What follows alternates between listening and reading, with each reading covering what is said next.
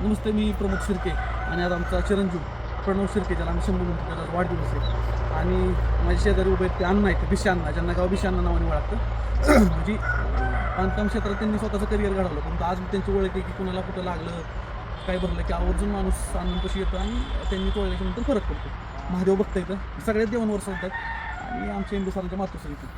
तर माझ्या असं डोक्यात होतं की मुलाचा वाढदिवसाची शुभेच्छा देत असताना घेत असताना आपण एक झाड लावावं. 3-4 दिवसापूर्वीच मी अण्णांना म्हटलं होतं की अण्णा तुमच्या इथं मला एक झाड लावायचं. ज्या माणसाला ज्या क्षेत्रातली आवड असते त्या ठिकाणी त्या विचाराचे लोक जुळतात अण्णा, बरोबर आहे. अण्णांच्या परिसरात असलेली झाडं प्रत्येक प्रकारचे, अगदी सुपारीपासून जर बघायला गेलं तर प्रत्येक प्रकारची झाडं आहेत. आणि नुसती झाडत नाही तर प्रॉपर प्रत्येक झाडांवर अण्णांचं नॉलेज आहे, धार्मिक असो किंवा आयुर्वेदिक असो. तर बरंच आपल्याला अण्णाकडून शिकायला मिळतं. तर अण्णांच्या दारात एक झाडं आमच्या लेकराच्या वाढदिवसाचं असावं अशी एक आमची इच्छा होती. कालच अण्णांनी 2 फूट खड्डा काढून त्यात खत माती भरून प्रॉपरली झाड लागलं पाहिजे, त्याच्यातून समजून घ्या की अण्णांची झाडांबद्दलची आस्था काय. आज आलोय सकाळी, एक रक्तचंदन आहे, रक्तचंदन मातीशी प्रूफ केला आहे. शुभेच्छा देतील येतील जातील, पण ते येणाऱ्या काळात 50-100 वर्ष अण्णांची झाड जगेल.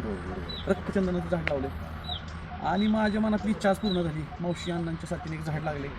अण्णा काय शुभेच्छा देतात आमच्या शंभूला आणि झाडाबद्दल काय म्हणते?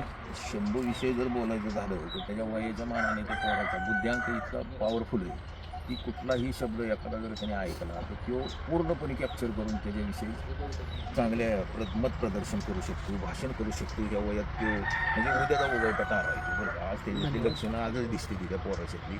आणि तुमचा जो ग्रुप आहे गाणार आहे जय हिंद फाउंडेशन, तुम्ही गावासाठी चालू केलेला हे उपक्रम, गावासाठी आज तुम्ही सावित्री बनात जे तुम्ही कार्यक्रम चालू केला आहे सगळा ग्रुप तयार करून, आज जरी गावासाठी तो वाटत असला तर उद्याच्या पिढीला बघा त्याची फळं चाकता येण्यासाठी ही तुम्ही जे गावात आता वृक्षारोपण करत आहात, त्याचं संवर्धन, पाणी देणं, झाडं वाढवणं, ही उद्याच्या पिढीसाठी लई लाभदायक आहे. तुकाराम महाराजांनी सुद्धा सांगितलं आहे ना, वृक्षवल्ली आम्हा सोयरी, त्या नियमाप्रमाणे किंवा त्या उक्तीप्रमाणे तुम्ही आपलं जे हातात घेतलेला कार्यक्रम जे आहे हे निसर्गाचा समतोल राखण्यासाठी जे तुम्ही करताय ना, ते अगदी योग्य मार्गाने तुम्ही चाललाय. उद्या त्याची गोड फळं नव्या पिढीला चालता येतील. हे उपक्रम तुम्ही असाच चालवत राहा. तुमचं बघून नवीन कार्यकर्ते घडतील, त्यांच्याकडून सुद्धा असं समाजासाठी कार्य घडेल. कारण का तर लहान मुलांना आपण शाळेत घालतो लहान असताना, कशासाठी घालतो तर मोठ्या माणसाचं अनुकरणच बारकी पूर्ण करत असते. आणि ही तुमचा कार्यक्रम बघून निदान गावातली संख्या असेल समजा 15-16 हजार, त्यातले निदान 5-6, 10, 5, 20, 25, 100 पोरं तर नवीन घडतेली, त्यांचं बघून अजून पुढची पिढी घडेल. बरोबर, हे असं चालू राहतं. त्याच्यासाठी तुम्ही केलेला जे कार्यक्रम आहे ते अगदी योग्य आहे. त्याच्यातनं निसर्गाचा समतोल राहतोय, वनस्पतीची माणसांना ओळख होती, काय महत्त्वाचा कार्यक्रम आहे. परत भक्ती मार्गाकडे सुद्धा तुम्हाला पोरांनी तुमच्याकडे बघून तुम्ही गेला मंदिरात नामस्मरण केलं, प्रपंच करून परमार्थ करायला सांगितलं साधू संतांनी आपल्याला. काय नुसता प्रपंच असं परमार्थ करू नका तुम्ही, त्यांनी सुद्धा ती करून दावले मग दुसऱ्याला करायला सांगितलं नाही. कारण स्वतः जेव्हा करतील तेव्हा ती दुसऱ्याला सांगायची, शिकवायची. त्यांनी रचलेली अभंगवाणी जे आहे त्या अभंगवाणी, त्याला अभंग नाव का दिलेलं आहे म्हणजे त्याला भंगच होत नाही. त्यांनी स्वतः जीवनात आत्मसात केलं आणि नंतर आपल्या पुढे मांडलेलं इतिहास होतो. तसं तुम्ही सुद्धा केलं तर पुढच्या पिढीला अजून मार्गदर्शक करून. धन्यवाद. एवढंच सांगून मी आपलं. नमस्ते. अण्णांनी आयुष्याचा बऱ्यापैकी सारच सांगितलं आहे की जन्मापासून मृत्यूपर्यंत मधल्या प्रपंचात आपली पळापळ राहणार होते, पण त्याच्यामधलं जे विकासाच्या मागे पळत असताना जे आपला स्वैरचार चालू आहे एका बाजूला, तर त्याच्याकडे थोडं बाजूला सरून एक सरळ मार्गी कसं चालायचं की धर्मशास्त्र, झाडं, माणसं, घरं, कुटुंब सगळ्याचंच अण्णांनी दिशादर्शक आहेत. तर मला वाटतं अशी ज्येष्ठ मंडळी प्रत्येक तरुणाच्या आयुष्यात असली पाहिजेत. त्यांचं मार्गदर्शन मिळतं त्यावेळेस नक्कीच आपलं लाईफमध्ये बदल होण्यासाठी फायदेच ठरत असतं. आज माझ्या मुलाचा वाढदिवस मी अण्णांच्या अंगणात झाड लावून साजरा केला, याचा आनंद आहे. सगळ्यांना असं ही करतो की तुम्हीही प्रत्येकाने आपल्या मुलांच्या वाढदिवसाच्या निमित्ताने झाडं लावा.